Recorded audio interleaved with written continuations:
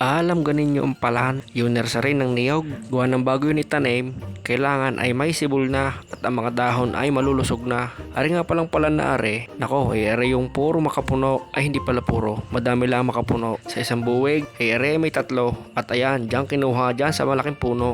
Ari naman yung palahan ng ordinaryong niyog, aray doong kinuha sa ibang mga puno na magagandang bunga. Ari nga pala ay dini nakapwistaw sa tabay ng aming pigre. Gawa ng dine ay matabahan lupa at kapag ka nagligo ng baboy ay lagi din nadidiligan.